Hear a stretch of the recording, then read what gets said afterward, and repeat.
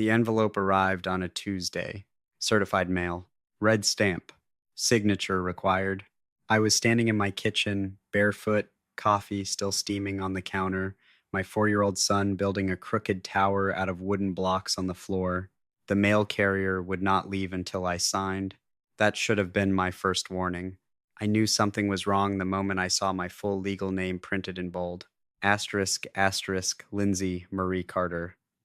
Asterisk, asterisk, not mom, not Mrs. Carter, not even Lindsay. The formal version, the dangerous version. I signed, closed the door, tore it open with my thumb before I even reached the counter. The first line read, is greater than asterisk. You are hereby ordered to appear before the District Court of Domestic Relations. Asterisk, I did not finish the sentence before I started laughing. Not because it was funny, because it was inevitable. Owen looked up from the dining table where he was working on his laptop. What is it? I handed him the papers. He scanned them once, then again. His jaw tightened. She is filing for a restraining order against you? Yes. For what? I turned the page slowly, calm, measured. She claims I am emotionally unstable, that I have harassed her children, that I have created a hostile environment, that I am a threat. Owen's eyes flicked back up to mine.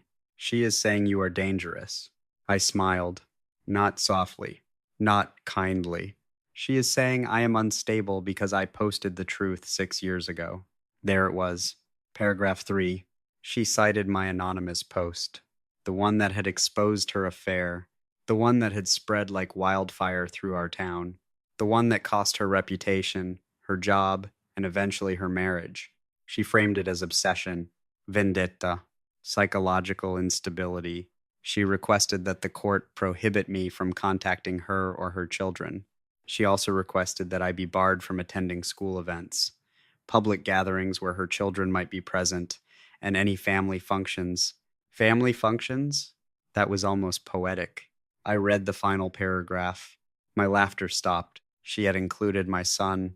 She claimed that exposure to hostile adult dynamics placed him at risk. She wanted a review of whether my parenting was influenced by ongoing fixation and retaliatory behavior. She had crossed a line, not by attacking me, by reaching for my child. Owen closed the document carefully. She is trying to weaponize the court. Yes. Are you worried? I walked to the sink, poured my cold coffee down the drain. No. I dried my hands on a towel and turned to him. She made one catastrophic mistake, and that is, she filed this in my county. I am an attorney, not a flashy television lawyer, not a billboard face. I practice domestic relations, custody disputes, protective orders, fraud involving family assets, emotional warfare dressed up in legal language. I know judges. I know procedures. I know what holds and what collapses under scrutiny, and my sister had just stepped into my arena. My name is Lindsay Carter. I am 33 years old. I rebuilt my life after my sister slept with my fiancé and married him in the wedding I paid for. I did not burn her house down. I did not scream in public. I walked away. I built a career. I married a man who chooses me every day. I fought 2 years of infertility treatments to bring my son into this world, and now the woman who detonated my first life had decided to challenge my second one. The hearing was set for 3 weeks from Tuesday. 3 weeks. Enough time to prepare. Enough time to dismantle. 2 days later, I received a second document. Discovery request. Her attorney was fishing. They wanted therapy records, social media history, employment performance evaluations, any written communication referencing my sister in the past 5 years. They were building a portrait. They wanted to paint me unstable, vindictive, obsessive. Owen stood in the doorway of my office as I spread the documents across my desk. Are you angry? No. You do not look calm. I am not calm. I stacked the papers into a neat pile. I am precise. He crossed the room and rested his hands on my shoulders. You do not have to destroy her. I am not destroying her. I looked up at him.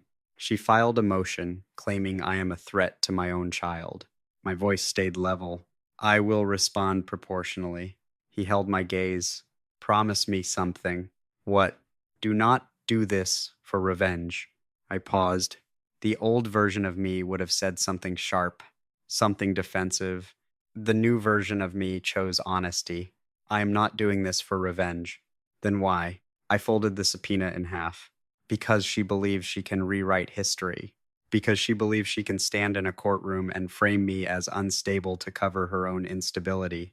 I looked toward the hallway where my son's laughter drifted. And because she touched the one thing I will never allow her to touch. The official complaint alleged 3 incidents, 3 fabricated incidents. 1, that I had stared aggressively at her during a school fundraiser. 2, that I had posted online commentary intended to damage her emotional well-being. 3, that I had created an environment of fear around her children. There was no police report, no witness affidavit, no evidence, just language. Soft language designed to create doubt. I read it 3 times. Then I opened my laptop, not to defend, to investigate, because here is what most people do not understand about family court. It is not about emotion. It is about documentation. She had forced the issue, so I would respond in the only language the court respected, paper. That night, after our son was asleep, Owen poured 2 glasses of wine. You know this is going to get ugly. Yes, she is desperate. Yes, she will not back down easily. I took the glass but did not drink. I do not need her to back down. He waited. I need her under oath. Silence stretched between us. Owen exhaled slowly. Lindsay, yes, once you start this, you cannot undo it. I know. You could ask for mediation.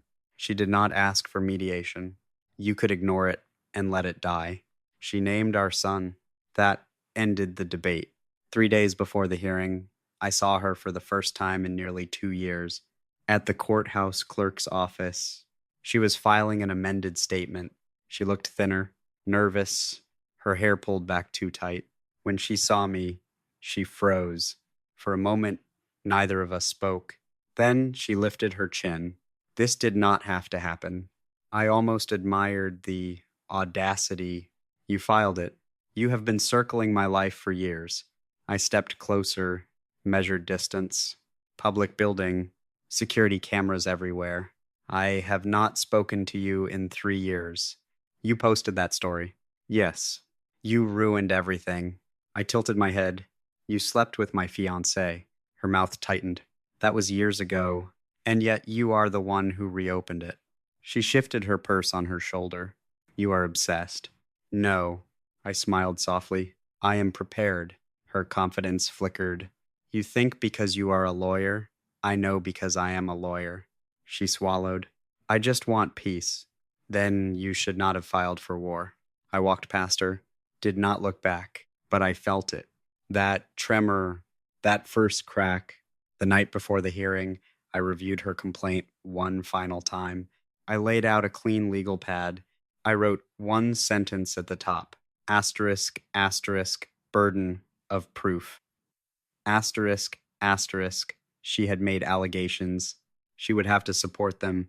And if she lied, if she exaggerated, if she omitted, she would do so under oath. I closed the file, turned off the office light, and stood for a moment in the dark hallway outside my son's bedroom. I watched him sleep, small chest rising and falling, one hand curled under his cheek. I whispered something I had not said in years. I will not lose you, not to betrayal, not to manipulation, not to narrative rewriting, and certainly not to my sister. Tomorrow, she would step into a courtroom believing she could frame me as unstable. Tomorrow, she would discover what happens when you accuse a custody attorney of being unfit. She thought dragging me into court would scare me. She forgot where I learned how to win. Family court does not look dramatic.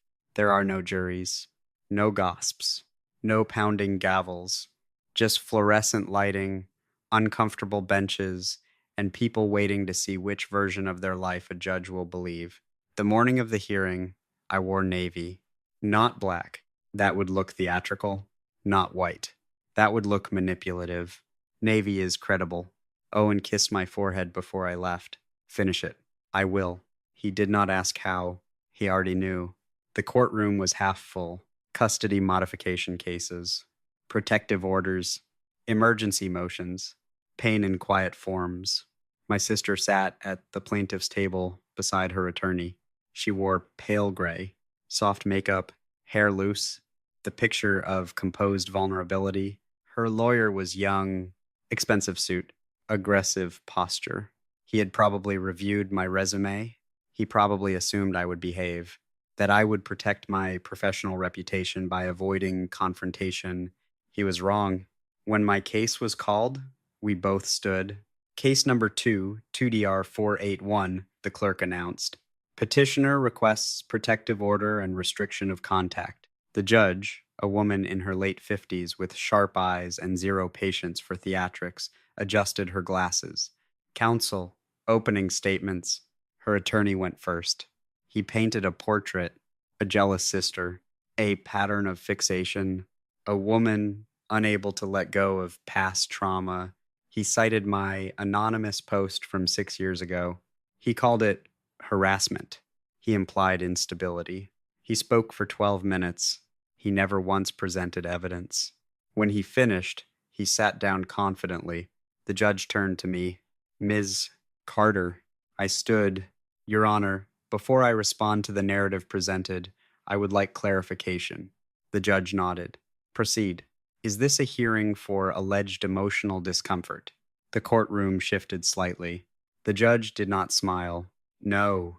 Is this a hearing to determine whether I pose a legal threat to the petitioner or her children? Yes. Then I request that we focus on evidence, not characterization. A pause. Granted. I walked to the podium, calm, measured. Your Honor, I would like to submit Exhibits A through K. Her attorney stood quickly. Objection. We have not yet received copies 72 hours ago. I replied evenly. He hesitated. The judge looked at him. Overruled. Proceed. The clerk collected my binder, 2 inches thick, neatly tabbed, documented, asterisk, asterisk, Exhibit A. Asterisk, asterisk, certified school attendance records. 3 documented instances of my sister's eldest child being left at school past pickup time, twice over 90 minutes. Once nearly 2 hours. Ms. Harper, the judge said, turning to my sister. Is this accurate? My sister swallowed. I was working. Were alternative arrangements made? Silence. No. Asterisk, asterisk, Exhibit B. Asterisk, asterisk. Screenshots of text messages sent by my sister to her ex-husband. Threats. Manipulation. Statements such as, asterisk, if you fight me in court, I will ruin you. Asterisk, her attorney shifted in his seat. That is irrelevant to this petition. It speaks to pattern, I said calmly. The judge allowed it. Asterisk, asterisk, Exhibit C. Asterisk, asterisk, financial affidavit discrepancies. She had claimed unemployment hardship. Simultaneously, she reported income from online subscription platforms. The timestamps overlapped. The revenue was undeclared. The judge leaned forward. Ms. Harper, are you currently receiving state assistance? Yes.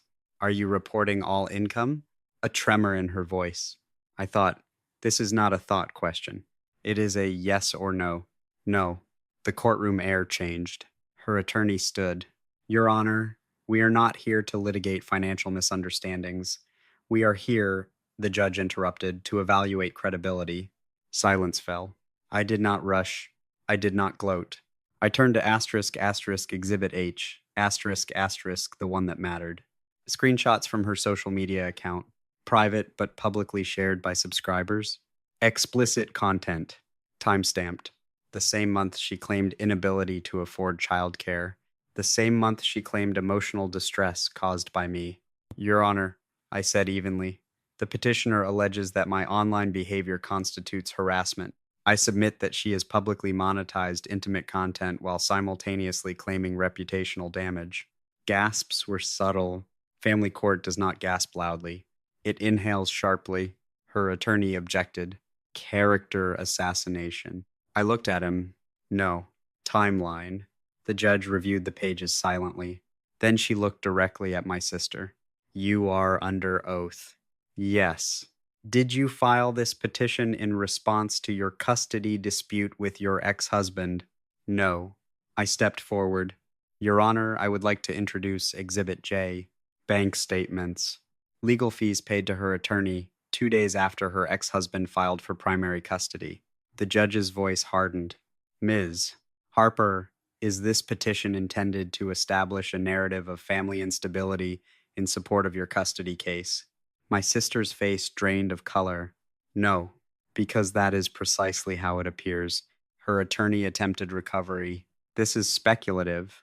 It is strategic, I said softly. The judge looked at me. Ms. Carter, are you alleging malicious intent? I am alleging misuse of judicial resources. The courtroom went still. Then the moment came, the one she had not prepared for. Your Honor, I said, I would also like to request judicial notice of prior filings. I handed the clerk another document, a copy of a motion my sister had filed 3 years ago against her ex-husband, alleging he was unstable, using identical language, verbatim phrase, pattern, I repeated. The judge read quietly. Then she spoke. Ms. Harper, you appear to use protective order petitions as leverage in custody disputes. No, you are under oath. Tears filled my sister's eyes. She looked small. For the first time since this began, she looked afraid. I was just trying to protect my children. From what? She looked at me, then at the judge. Silence. The judge closed the file. This petition is denied. The words landed clean, sharp, permanent, but she was not finished. Furthermore, I am referring this matter to the district attorney for review of potential perjury and misrepresentation of financial status. My sister gasped. Her attorney whispered urgently. The judge continued. Additionally, custody review is warranted given the financial disclosures. Her ex-husband, seated in the back row, stiffened. He had not expected that. None of them had. The judge looked at me one final time. Miss Carter, you are dismissed. I nodded once, did not smile, did not look triumphant. I gathered my binder and walked back to my seat. As I passed my sister, she whispered, You destroyed me. I stopped, turned slightly.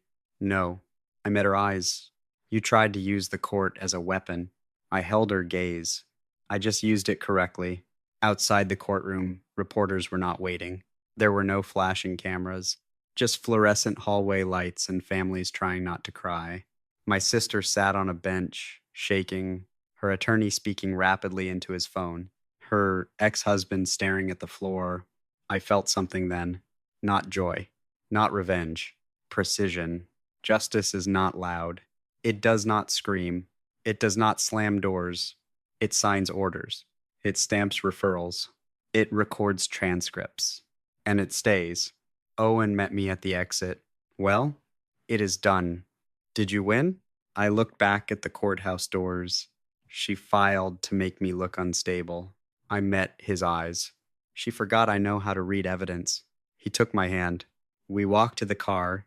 Behind us, in that beige hallway, my sister's world was collapsing quietly. And this time, there was a record. Victory in family court does not feel like fireworks. It feels like paperwork. 3 days after the hearing, I received a certified copy of the order, asterisk, asterisk, petition denied, asterisk, asterisk, asterisk, asterisk, referral submitted, asterisk, asterisk, asterisk, asterisk, custody review scheduled, asterisk, asterisk, black ink, official seal, permanent record. I placed the document in my filing cabinet under a tab labeled simply asterisk asterisk Harper, asterisk asterisk not sister, not family, just her last name, clinical, clean, detached. That was the point. The district attorney's office moved faster than I expected. When someone lies under oath in a custody dispute, judges take it personally. It wastes time. It endangers children. It corrodes trust in the system. 2 weeks after the hearing, My sister was formally notified that her financial disclosures were under investigation. Her state assistance benefits were suspended pending review. Her ex husband filed an emergency motion for temporary primary custody. He cited instability, financial misrepresentation, pattern of manipulation. He attached the transcript from our hearing. I did not initiate any of it. I did not need to. The machine was moving on its own. Justice is efficient when you feed it documentation. My father called me that night. His voice sounded older. You went too far. No, she is terrified. She should be. She could lose the kids. She should not have lied under oath. Silence. You are enjoying this. I leaned back in my chair. No, that is not how it sounds. Then you do not know what satisfaction sounds like. I was not smiling. I was not celebrating. I was exhausted. She filed to restrict my access to my own child's school events. She named my son in a petition implying I am psychologically unstable. She was desperate, and I was precise. He exhaled slowly. She is your sister. She made that irrelevant 6 years ago. He had no response to that. For the first time in our history, he did not defend her. The custody review hearing was scheduled 1 month later. I did not attend. I was not a party. But transcripts circulate quickly in legal communities. By the end of that week, I knew the outcome. Temporary primary custody awarded to the father. Supervised visitation ordered pending financial review and parenting classes. It was not a termination. It was not prison. It was correction. My sister had attempted to manipulate the system. The system responded. I saw her once during that month. In the courthouse hallway again. No makeup. Eyes hollow. She stopped when she saw me. You could have warned me. About what? That you would go that hard. I responded to your allegations. You humiliated me. You filed publicly. She shook her head. I was trying to protect my kids. You were trying to control the narrative. Her shoulders slumped. They are not with me full-time anymore. There it was. The first real consequence she could not posture around. For a moment, I considered softness. Then I remembered the line in her petition where she suggested my son was at risk because of me. I did not ask the court to review custody, I said evenly. You triggered it. You triggered it. Her lips trembled. I hate you. I met her eyes without flinching. That is fine, because hatred from her no longer had power. It had weight, but not power. The fraud review concluded 2 months later. She was required to repay overpaid benefits, no criminal charges, but mandatory reporting for 5 years, financial monitoring, probationary assistance eligibility. A mark, not fatal, but visible. Her attorney withdrew from representation shortly after. Unpaid invoices, reputation damage. People talk, especially in legal circles. At home, life did not feel triumphant.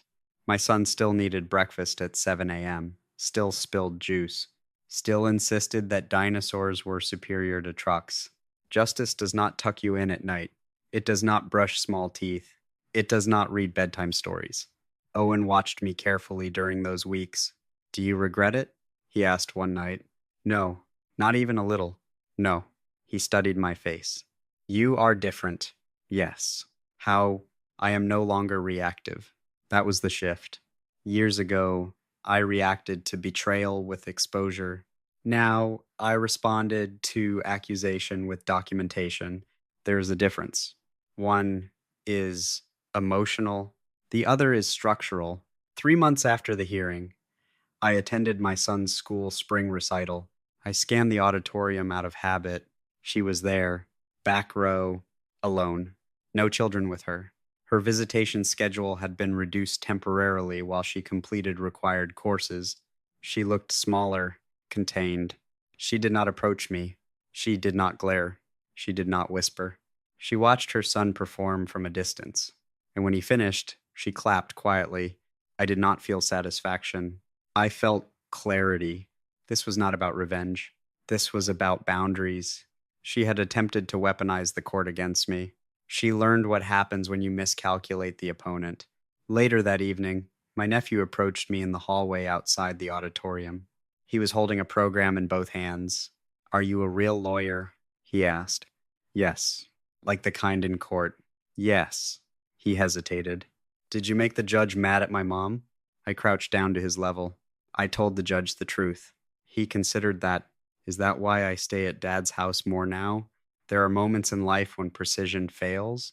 When law does not soften impact. Yes, I said gently. He nodded slowly. Mom cries a lot. I swallowed. I am sorry you have to see that. He studied my face. You do not look mean. Children are terrifyingly honest. I am not mean. Are you mad at her? Yes. Forever? I paused. That word carries weight. I do not know. He accepted that. Children often do. Then he ran back toward the parking lot. That night, after my son fell asleep, I sat alone in my office. The Harper file lay closed on my desk. For the first time in months, I did not feel the need to open it. The investigation was done. The hearing was done. The consequences were in motion. I had not screamed. I had not posted. I had not humiliated her publicly. I let the record speak, and the record spoke loudly enough. Owen came in quietly. It is over. For now. He leaned against the doorframe. You did not destroy her. No. You corrected her. Yes. He nodded once. That is different. It is. Revenge seeks pain. Justice seeks order. And when you stand in a courtroom with documentation instead of emotion, the outcome is not chaos. It is consequence.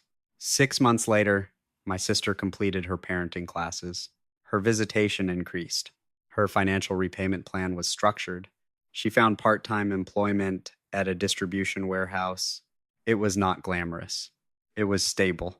She did not contact me. She did not file again. She did not test the system. She learned, or at least she adapted. That is enough. 1 year after the hearing, I ran into her at the grocery store. No hostility, no confrontation, just two women pushing carts in opposite directions. She stopped first. I underestimated you. Yes, you did not have to bury me. I did not. She nodded slowly. I will not do that again. Good. A beat passed. My kids ask about you, she said quietly. What do you tell them? That you are smart. That almost made me smile. Accurate. She hesitated. Are we enemies? I considered the question carefully. No. What are we? I met her eyes. We are two women who learned that the law has teeth. She exhaled softly. That sounds fair. And that was it. No hug. No reconciliation.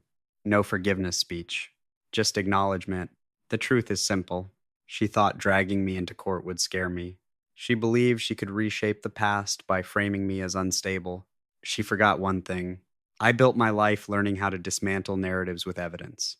She brought emotion into a courtroom. I brought documentation. And when the judge asked for proof, I had it. Justice does not roar.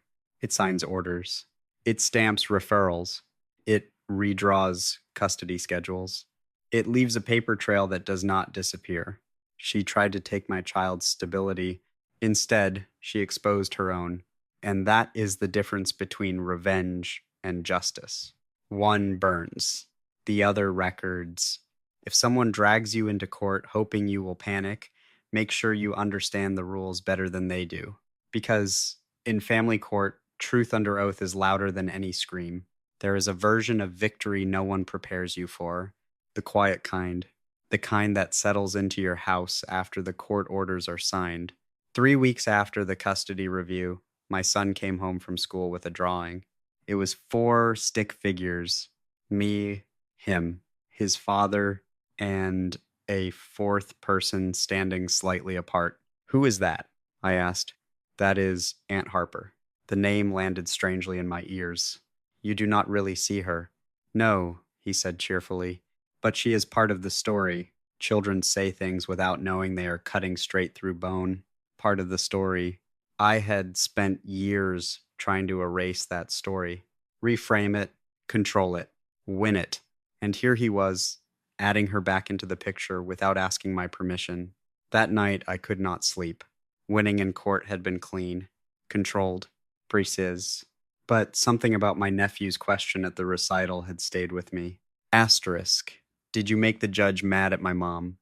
Asterisk. Not. Asterisk. Did she lie?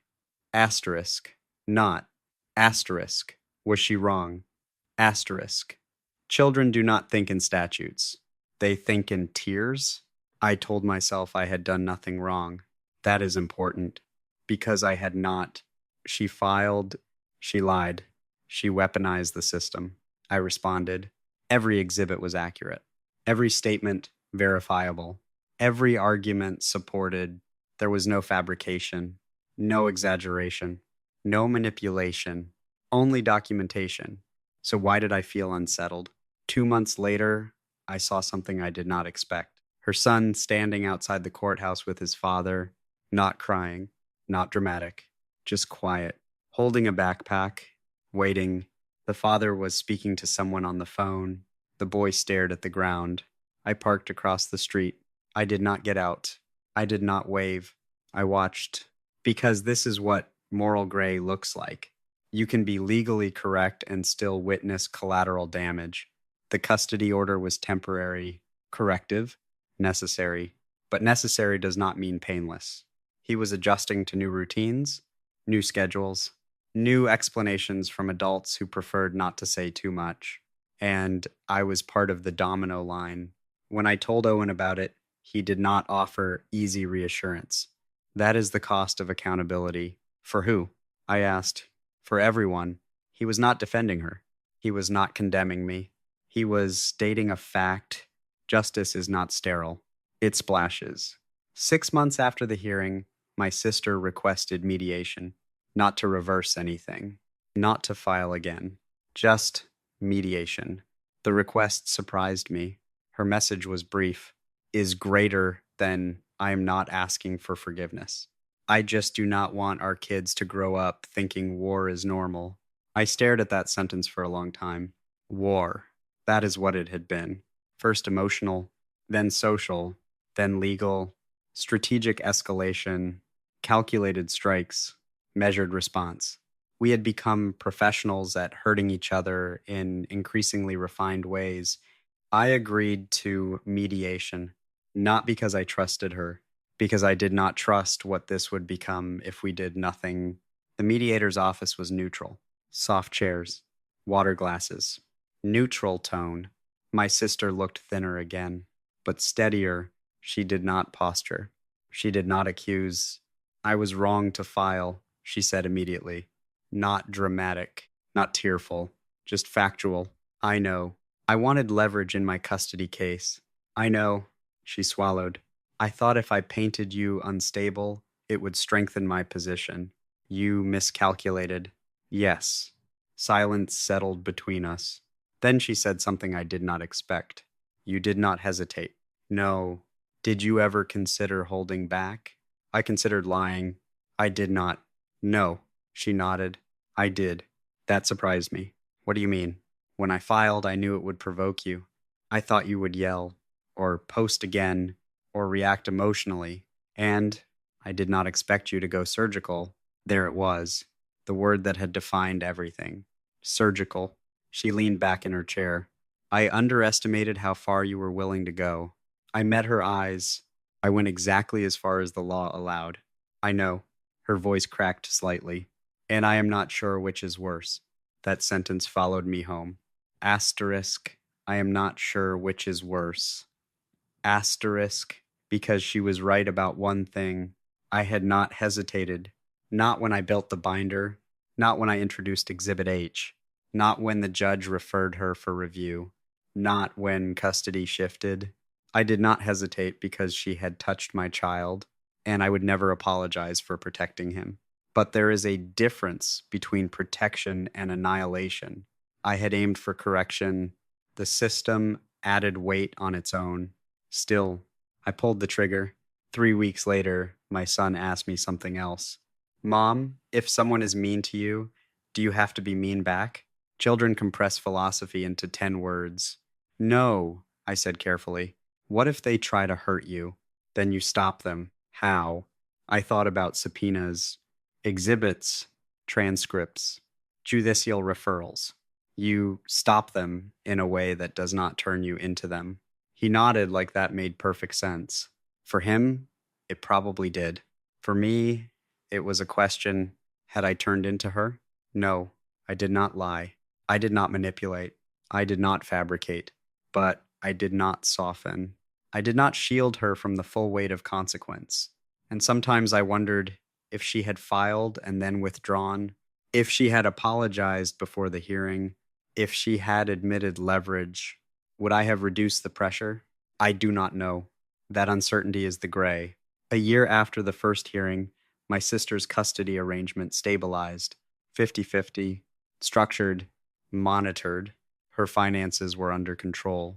She was working steadily. Therapy ongoing. No new filings. No drama. We did not become close.